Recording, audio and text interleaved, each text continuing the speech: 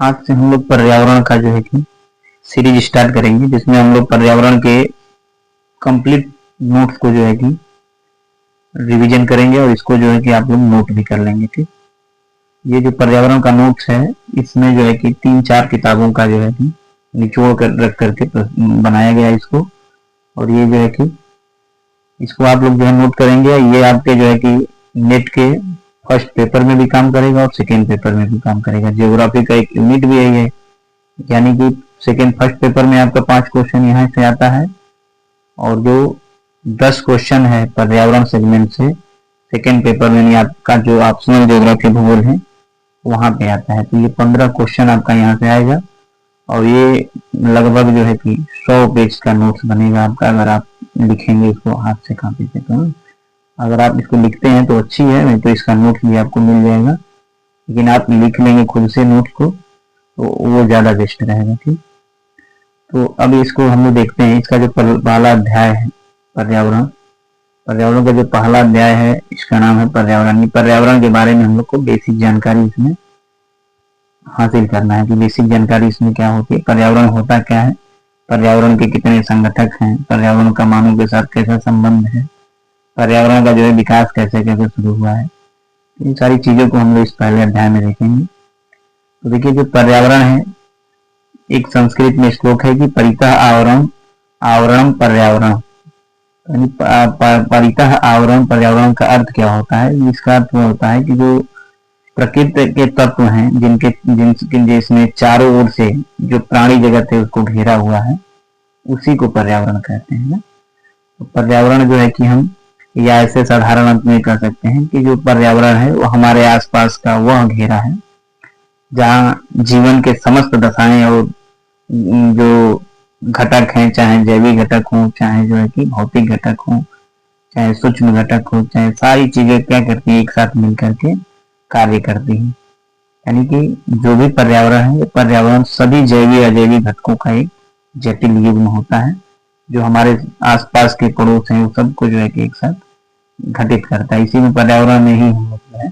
इसके अंतर्गत सब कुछ आ जाता है, चाहे जलमंडल हो, स्थल मंडल हो, वायुमंडल हो, या जीव एक दूसरे के साथ आपस में जो अंतर क्रिया कर रहे हैं, इन सारी चीजों को जो है कि क्या करता है, समाहित करता है। ठीक, अब हम लोग पर्यावरण में तो इसको देखें तो पर्यावरण क्या है, अर्थात वह प्राकृतिक तत्व जिसमें चारों ओर से प्राणी जगत को घेरा हुआ है, वही पर्यावरण कहलाता है। ठीक, अब पर्यावरण का एक परिभाषा है जो आपको हर किताब में मिलेगा। पर्यावरण संरक्षण अधिनियम 1986 के अनुसार इस परिभाषा को जो है कि दिया गया है। तो पर्यावरण संरक्षण अधिनियम 1986 के अनुसार पर्यावरण की परिभाषा क्या है, तो पर्यावरण किसी जीव के चारों तरफ घिरे भौतिक एवं जैविक दशाएं एवं उनके साथ अंतर क्रिया को शामिल करता है। तो ये परिभाषा आपको वैसे ही याद करना पड़ेगा। ये परिभाषा किसके द्वारा दिया गया है, पर्यावरण संरक्षण अधिनियम 1986 के द्वारा ये परिभाषा दी गई है। ठीक, तो पर्यावरण किसी जीव के चारों तरफ, कोई भी जीव उसके चारों तरफ भौतिक और जैविक दशाएं और उनके साथ अंतर क्रिया को शामिल करता है। ठीक है, अब देखते हैं हम लोग पर्यावरण शब्द का जो निर्माण है, ये बेसिक चीज है इसका। पर्यावरण शब्द का निर्माण आप जान रहे हैं, पर्यावरण 2 शब्दों से मिलकर बना है, परि और आवरण। परि का अर्थ होता है चारों तरफ से, आवरण का अर्थ होता है ढकने वाला, ना घेरा हुआ या ढकने वाला। मतलब इसका अर्थ हम लोग दोनों मिला के कर सकते हैं कि पर्यावरण से कहते हैं जो हमारे चारों तरफ से हमको घेरा हुआ है ना, उसी को पर्यावरण कहते हैं। तो चारों तरफ से घिरा हुआ आवरण है वही पर्यावरण है। तो चारों तरफ से घिरा, इसका मतलब सारी समस्त क्रियाएं इसी के अंतर्गत हो रही हैं। अब जो है अंग्रेजी में पर्यावरण को इन्वायरमेंट बोलते हैं। यहाँ आपको जो है कि ध्यान देना है यहाँ पे कि इन्वायरमेंट जो है फ्रेंच शब्द है ना, फ्रेंच भाषा का शब्द है ये। तो इस यहाँ से आपका एक प्रश्न जो है, इसमें इंपॉर्टेंट जो पॉइंट होगा उसको आप हाईलाइट कर लेंगे नोट करके। तो इसमें आपको ये याद रखना है, यहाँ तक एक तो परिभाषा याद रखना है, और इन्वायरमेंट जो शब्द है वो फ्रेंच भाषा का शब्द है, इस बात को याद रखना है। ठीक, और ये जो इन्वायरमेंट है ये भी 2 शब्दों से मिलकर के बना है, एक इंड्रोन और एक मेंट है। इंड्रोन मीन्स होता है घेरना और मेंट मीन्स होता है चारों तरफ, अर्थात उसका भी अर्थ वही हो गया कि जो चारों तरफ से आवरण हमको घेरा हुआ है उसे हम क्या बोलते हैं, पर्यावरण बोलते हैं। ठीक, अब पर्यावरण की संरचना हम लोग को देखेंगे। पर्यावरण की संरचना कैसी है, तो पर्यावरण में आपको पता होगा कि जो पर्यावरण है इसमें हम लोग भौतिक और जैविक दोनों को शामिल करते हैं। भौतिक या जैविक, भौतिक मतलब जो प्रकृति के द्वारा दी गई है उसको प्राकृतिक भी बोल सकते हैं ना। तो भौतिक और जैविक दोनों जो है कि इसमें शामिल होता है इसकी संरचना में। तो इसमें पर्यावरण भौतिक और जैविक संकल्पना है और पर्यावरण एक अविभाज्य समिष्टि है। ये अविभाज्य समिष्टि, इस बात को याद रखेंगे। तथा भौतिक, जैविक और सांस्कृतिक तत्वों वाले पारस्परिक क्रियाशील तंत्रों से इसकी रचना होती है। अब इसमें देखिए कभी कभी संस्कृति को भी शामिल किया जाता है कि भौतिक पर्यावरण की संरचना में भौतिक तत्व आते हैं, जैविक तत्व आते हैं, सांस्कृतिक तत्व आते हैं। तो इन सारी चीजों के बीच में जो है कि शामिल किया जाता है। ठीक, अब जो है हम लोग देखेंगे तो इसमें भौतिक और जैविक में क्या क्या आता है। तो पर्यावरण में जो भौतिक है, भौतिक मतलब जो जिनके अंदर जीव नहीं होता उसको हम लोग अजैविक भी बोल सकते हैं, भौतिक भी बोल सकते हैं ना, या प्राकृतिक भी बोल सकते हैं इसको। तो इसके अंतर्गत आपको देखने को मिलेगा स्थल मंडल, वायुमंडल, जल मंडल। और जो अजैविक जैविक पर्यावरण है, जैविक मतलब जीव, जीव जिसके अंदर जीव हो ना, जीवन हो, जो अपना कार्य स्वयं कर लेता है, तो उसमें आ जाता है वनस्पति और जीव जंतु। तो जैविक पर्यावरण के अंतर्गत आपको क्या मिलता है, वनस्पति और जंतु। और जो भौतिक पर्यावरण है इसके अंतर्गत स्थल मंडल, वायुमंडल, जल मंडल, इन तीनों को शामिल किया जाता है। इसको और एक्सप्लेन करेंगे अगले अध्याय में हम लोग। अब स्थल मंडल क्या होता है, तो स्थल मंडल जो है कि जीव मंडलीय प्रकृति के तंत्र का एक महत्वपूर्ण घटक होता है ये। और स्थल मंडल में जो है कि खनिज, शैल, मिट्टी, जो भी हमारे पास स्थल पे उच्चावच दिख रहे हैं, चाहे निक्षेप से बने हो चाहे पर्दन से बने हो, वो सारी चीजें स्थल मंडल के अंतर्गत आती हैं। स्थल मंडल की बात अगर करें तो स्थल मंडल का विस्तार आप देखते हैं तो 29% पूरे पृथ्वी पर 29% क्या है, स्थल मंडल का विस्तार है। स्थल मंडल पे 29% जो है कि जो अभी हमारा पृथ्वी है, पृथ्वी पर जो 29% विस्तार है स्थल मंडल का है। और इस स्थल मंडल का जो अगर क्षेत्रफल देखेंगे तो 15 करोड़ किलोमीटर तक है, 15 करोड़ वर्ग किलोमीटर है। आप चाहें तो ये लिख भी सकते हैं, अपने नोट्स में इसको ऐड कर सकते हैं अगर नहीं पता है तो। तो स्थल मंडल जो है पर्यावरण, स्थल मंडलीय पर्यावरण 29% पृथ्वी का है, 15 करोड़ वर्ग किलोमीटर में ये विस्तृत है। और जो समस्त हमारी पृथ्वी है इसमें जो है कि लोहे की मात्रा सबसे ज्यादा है। समस्त जो स्थल मंडल इसमें लोहे की मात्रा सबसे ज्यादा है, 35.5% तक है। उसके बाद ऑक्सीजन आता है 30%। और बाकी स्थल मंडल पे हम देखें तो स्थल मंडल में बहुत सारे खनिज समूह पाए जाते हैं, खनिजों के जो समूह हैं वो पाए जाते हैं इसमें। ठीक, अब जो है खनिज में जो है जैसे देखेंगे खनिज में आप कार्बोनेट समूह होता है, सल्फाइड समूह होता है, जो है धात्विक ऑक्साइड समूह होता है। तो ये सारे समूह होते हैं, तो इसको हम अगले चैप्टर में पढ़ेंगे। बाकी स्थल मंडल आपका निर्माण वगैरह सारी चीजें हम जानेंगे। अगला है आपका वायुमंडल। तो वायुमंडल के बारे में भी आपको पता है कि वायुमंडल क्या होता है। वायुमंडल विभिन्न गैसों का एक आवरण है जो पृथ्वी के चारों ओर से घेरा हुआ है और ये गुरुत्वाकर्षण बल के कारण पृथ्वी को क्या है, पृथ्वी से आबद्ध रूप से जुड़ा हुआ है। तो वायुमंडल होता है जो गैसों का एक आवरण है और जो हमारे पृथ्वी से गुरुत्वाकर्षण बल के कारण जो है जुड़ा हुआ है। वायुमंडल देखा जाए तो वायुमंडल का आपका 97% भाग जो है कि वायुमंडल का जो 97% भाग है, 97% भाग आपका केवल जो है 29 किलोमीटर की ऊंचाई तक विस्तृत है। इसको लिख सकते हैं आप, बाकी इसको हम क्लाइमेटोलॉजी में पढ़ेंगे। तो 97% जो वायुमंडल का भाग है वो 29 किलोमीटर की ऊंचाई तक ही विस्तृत है। बाकी आप देखेंगे तो वायुमंडल में जो गैस है, गैसों का भी जो है कि हम लोग याद करते हैं कि नाइट्रोजन गैस सबसे ज्यादा है, उसके बाद ऑक्सीजन है, ठीक है, उसके बाद आर्गन है, उसके बाद कार्बन डाइऑक्साइड है। तो ये कण ये जो है इसकी गैसों का जो है कि मात्रा है। बाकी हमारे वायुमंडल में गैसों के अलावा जो है धूल कण पाए जाते हैं। धूल कण जो सूर्य का प्रकाश आता है उसको प्रकीर्णन करने का काम करता है। तो ऐसे देखा जाए तो अगर जो धूल कण है ये वायुमंडल में जो जलवाष्प भी है, गैस के अलावा धूल कण के अलावा जलवाष्प भी है। तो जलवाष्प की मात्रा जो वायुमंडल में भी जो है पर्याप्त रहती है, जिससे वायुमंडल में नमी को बनाए रखने में जो है कि सहायता करती है। जलवाष्प अगर आप देखेंगे तो जो भूमध्य रेखा होता है, भूमध्य रेखा से ध्रुव की तरफ जाएंगे तो जलवाष्प की मात्रा क्या होती है, घटती जाती है। तो ये सारी चीजें हम लोग पढ़ेंगे, बाकी यहाँ भी आप नोट कर सकते हैं वीडियो को रोक करके। ठीक, अगला है आपका जलमंडल।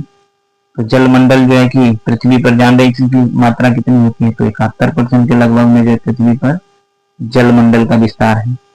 और जलमंडल भी जो है हमारे लिए बहुत ही महत्वपूर्ण है।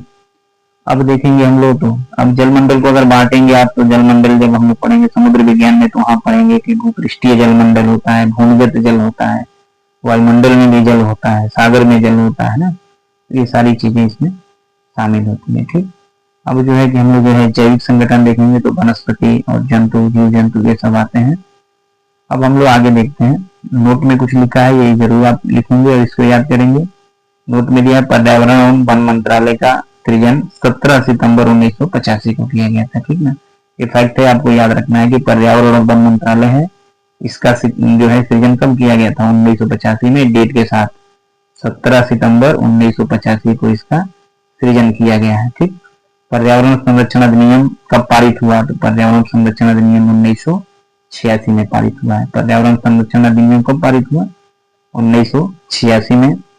अब वर्ष 2014 में जो पर्यावरण और वन मंत्रालय है, जिसकी जो है स्थापना कब हुई थी, 17 सितंबर 1985 में, इसका नाम बदल दिया गया। ठीक, ये भी आपका करंट से रिलेटेड हो जाएगा कि 2014 में पर्यावरण और वन मंत्रालय का नाम बदल करके पर्यावरण वन एवं जलवायु परिवर्तन मंत्रालय कर दिया गया। ठीक, पर्यावरण वन एवं जलवायु परिवर्तन मंत्रालय कर दिया गया इसका नाम बदल करके।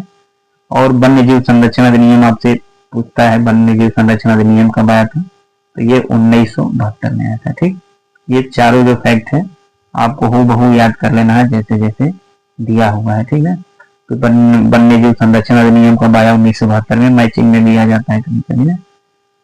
अब आगे हम लोग देखते हैं इसमें पर्यावरण के घटक, तो पर्यावरण के 3 घटकों यानी स्थल मंडल, जल मंडल, वायुमंडल, इनके मध्य में आपस में क्रिया से जैव मंडल का निर्माण होता है। ठीक, तो आपस में जो है कि स्थल मंडल हुआ, जल मंडल, वायुमंडल, इनके मध्य में जब आपसी क्रिया होती है तो इन तीनों को मिलाकर के जैव मंडल का निर्माण होता है। जैव मंडल के बारे में भी हम लोग आगे पढ़ेंगे, तो आगे का चैप्टर मिलेगा। जैसे इस तरह से बनता है, मान लीजिए ये स्थल मंडल है, ये जल मंडल है, वायुमंडल है, ये बीच का हिस्सा है जहाँ पे तीनों की विशेषता देखने को मिलेगी आपको। बीच का जो हिस्सा है जहाँ तीनों की विशेषता देखने को मिलेगी, उसी को क्या बोलते हैं हम लोग, जैव मंडल बोलते हैं। ठीक, तो जैव मंडल का अलग टॉपिक होता है, ये अगले वीडियो में हम लोग देखेंगे इसको। ठीक है, अब देखते हैं मानव पर्यावरण संबंध, कि मानव का जो है पर्यावरण के साथ कैसा संबंध है। तो मानव के साथ पर्यावरण का कैसा संबंध है, मानव के साथ ये कैसे ये जो है कि तालमेल बना करके इसके साथ विकसित हुआ है। तो देखिए, मनुष्य प्राकृतिक पर्यावरण तंत्र को भिन्न रूपों में प्रभावित करता है, जैसे कभी जीवित या भौतिक मनुष्य के रूप में, कभी आर्थिक मानव के रूप में, तो कभी सामाजिक प्रौद्योगिकी मानव के रूप में। जैसे आप सोच सकते हैं कि जब जिस समय जो है कि पृथ्वी पे केवल जो है कि ये पर्यावरण आपका था, जो वन था, जंगल था, जिस समय मानव का उद्भव हुआ, उस समय जो मनुष्य है वो प्रकृति पर ही टोटली निर्भर था। मनुष्य का जो वो निर्भरता थी टोटली प्रकृति पे ही थी, यानी प्रकृति के हिसाब से ही मनुष्य चलता था ना, यानी प्रकृति पे जो है प्रकृति का मनुष्य प्रभाव ज्यादा हुआ करता था उस समय। तो जैसे जैसे जो है कि मनुष्य उस समय केवल उसके साथ एक घटक के रूप में काम करता था, यानी कि जो मनुष्य है वो पौधों से जो है कुछ लेता था, मतलब फल खाने पीने के लिए लेता था, और उसमें जो है कि नुकसान वगैरह नहीं पहुंचाता था ना। तो जो मनुष्य है वो प्राकृतिक पर्यावरण तंत्र को एक हैसियत के रूप में जो है कि प्रभावित करता है। और इस समय जो है अगर देखा जाए तो अब प्रारंभ में जो आदि मानव है उनकी जो भौतिक पर्यावरण की कार्यात्मक भूमिका थी वो दो तरह की थी। एक तो गृह जो है कि वो रिसीवर और एक कंट्रीब्यूटर ना, गृहता और दाता के रूप में, दो तरह से ये जो है कि काम करता था। ठीक, तो मनुष्य प्राकृतिक पर्यावरण तंत्र को विभिन्न रूपों से प्रभावित करता आया है, कभी जीवित या भौतिक मनुष्य के रूप में, यानी इसका जीवन उस भौतिक उसी पे निर्भर था। अब जो है जैसे जैसे मनुष्य का विकास होता गया वो आर्थिक मानव के रूप में जो है कि उस पर्यावरण के साथ जो है कि व्यवहार करने लगा। उसके बाद सामाजिक, और अब जो है कि वर्तमान में प्रौद्योगिकी मानव बन चुका है। प्रौद्योगिकी मतलब प्रकृति को ही विनाश कर रहा है, प्रकृति से ही अपनी जो है कि प्रकृति को ही मतलब नष्ट कर रहा है उसको। आगे है कि प्रारंभ में आदि मानव की भौतिक पर्यावरण की कार्यात्मकता में भूमिका दो तरह की थी। एक तो गृहता और एक दाता के रूप में ना। आदि मानव के रूप में जब मनुष्य आदि मानव के रूप में जंगलों में रहा करता था, उस समय जो है कि प्रकृति पे एक गृहता के और दाता के रूप में जो है कार्य करता था, यानी फिर उससे जो है कुछ प्राप्त करता था और उसको जो है कि नुकसान नहीं पहुंचाता था। ठीक है, तो पर्यावरणीय कारक देखेंगे। सबसे पहले वो पर्यावरणीय कारक था, फिर पर्यावरण का रूपांतरण करता बना। मनुष्य पर्यावरण का एकमात्र कारक था जिस समय वो आदि मानव के रूप में जंगलों में रहा करता था। अब जैसे जैसे मनुष्य का विकास होता गया, वो परिवर्तन जो है कि पर्यावरण में परिवर्तन करता गया, तो परिवर्तन करता बन गया। उसके बाद पर्यावरण का वो विध्वंस करता बन गया ना।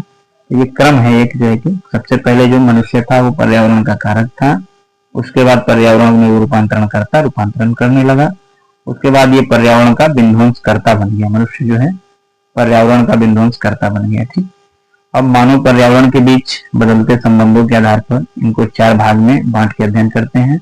वही 4 भाग है। पहला भाग है कि मनुष्य पहले आखेट और भोजन संग्रह काल नहीं कि समय जो है कि जो मानव था वो पूरी तरह से जंगलों पर निर्भर था, उनसे जो है जंगलों पे या पर्यावरण पे निर्भर था, जिसमें आखेट करता था, भोजन को इकट्ठा करता था। ठीक है, और इस काल में मानव जो है प्राकृतिक पर्यावरण का एक मान्य अभिन्न भाग का घटक था ना। उसमें कोई भी पर्यावरण अन्य प्राणी के समान ही थे, जो भी थे सब जो है कि जैसे मनुष्य है जैसे उसमें प्राणी है, जीव है, उसी के समान वो भी था। ठीक है, अब जो है कि उस समय जो ये था, जो आखेटक के समय जो ये जो मानव था, इसका जो पर्यावरण के साथ संबंध था बहुत मधुर था, मित्रवत संबंध था। पर्यावरण को एकदम मित्रवत संबंध के रूप में जो है चलता था। ठीक, कोई नुकसान नहीं पहुंचाता। धीरे धीरे आगे चल करके मनुष्य क्या हुआ, पशुपालक और आखेटक पशुपालन और पशुचारण में जो है बदला। धीरे धीरे जो है कि वन के साथ जो है जंगलों के साथ समायोजन करके पशुओं को जो है पालने लगा, पशुचारण करने लगा। उसके बाद तीसरे चरण में पौधों पालन करने लगा, कृषि कार्य जिसको हम कहते हैं, कृषि कार्य करने लगा। अब जो है जैसे विकास हुआ मनुष्य का, वो विज्ञान के रूप में प्रौद्योगिकी और औद्योगिकीकरण का काम करने लगा। वन के साथ जो है कि उसको काट करके उससे जो है कि उद्योगों का निर्माण करना, उद्योगों के लिए उसको वनों को काटना, वनों की लकड़ियों का जो है कि दोहन करना, ये सारी चीजें जो है कि चौथे में आकर के मनुष्य बनने लगता। ठीक, अब आखेट और भोजन संग्रह काल में मानव का स्वरूप जीवी या भौतिक मनुष्य था, जिस पर्यावरण के साथ एक कारक के रूप में संबंध था। ठीक है, इसको अभी बताई दी हम। दूसरा जो है कि पशुपालन और पशुचारण काल में मानव का जो स्वरूप था कैसा था, सामाजिक मनुष्य के रूप में था ना। सामाजिक मनुष्य, सामाजिक जो है कि मनुष्य के रूप में था, और जिसका पर्यावरण के साथ जो है रूपांतरण करता हो गया, ये रूपांतरण करता हुआ है। उसके बाद पौधा पालन और कृषि काल में मानव का स्वरूप कैसा हो गया, आर्थिक मानव के रूप में हो गया। ठीक, आर्थिक मानव के रूप में इसका व्यवहार हो गया। अब ये पर्यावरण में क्या करना है, परिवर्तनकर्ता की भूमिका को निभाने लगा। अब जो है जो विज्ञान प्रौद्योगिकी काल जब आया, तो इसमें मानव का जो स्वरूप है वो प्रौद्योगिकी मानव के रूप में इसको देखा जाने लगा, जो एक विध्वंसकर्ता, पर्यावरण में विध्वंसकर्ता की भूमिका को निभाने लगा।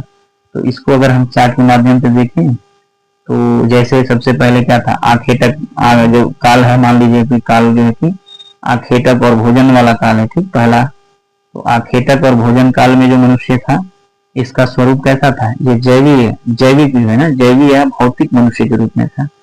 इस समय ये वन जो है जंगलों का केवल जो है कि पर्यावरण का केवल एक कारक के रूप में व्यवहार करता था, यानी कोई उससे जो है कि कोई उससे खतरा नहीं, कोई जो है कि दोहन नहीं करता था, उसके साथ मित्रवत व्यवहार करता था। अब जैसे ही पशुपालन और पशुचारण करने लगा, तो पर्यावरण के साथ इसका कैसा संबंध हो गया, सामाजिक मानव के रूप में, पर्यावरण के साथ इसका सामाजिक मानव के रूप में इसका जो है कि व्यवहार हो गया।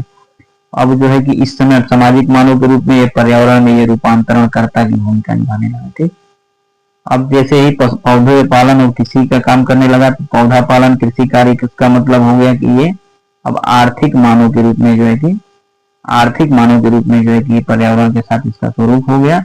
अब भी जो है ये परिवर्तन करता हो गया, ये पर्यावरण में परिवर्तन, ये दूसरे में रूपांतरण था, तीसरे में परिवर्तन करता। अब जैसे विकास हुआ मनुष्य का, वो विज्ञान में प्रौद्योगिकी औद्योगिकीकरण मानव के रूप में आया, और इस समय इसको हम लोग प्रौद्योगिकी मानव का है, और इस समय ये पर्यावरण का क्या हुआ, विध्वंस करता बन गया ना, विध्वंस करता बन गया, डिस्ट्रॉय करने लगा जंगलों को। ठीक, तो ये जो है आपका इसका मानव का विकास इसी तरह में जो है कि हुआ है। तो इसको यहाँ तक आप नोट करेंगे, नोट करके एक बार पढ़ेंगे तो समझ में आएगा। ठीक, अब जो है कि इसके आगे का वीडियो हम लोग अगले बार डालते हैं। इसमें अभी 3-4 पार्ट बनेंगे। अध्याय 1 का जो है कि पार्ट 1 है, ये ज्यादा लंबा वीडियो हो जाएगा। अभी इसमें हम लोग देखेंगे कि जो पर्यावरण है इसका संविधान में जो है कि संविधान में कैसे कैसे इसका उल्लेख किया गया है। ठीक, और इस संविधान में उल्लेख के बाद इसमें हम लोग ये देखेंगे कि आगे की जो मानव का है वो पर्यावरण के साथ अवधारणाएं क्या हैं, जैसे नियतिवाद अवधारणा आता है, संभववाद अवधारणा आता है, इसमें जो है नव नियतिवाद आता है, कृत्यवाद आता है, मानवीय दृष्टिकोण आता है। तो ये सारी चीजें अभी हम लोग अगले वीडियो में देखेंगे इसके साथ।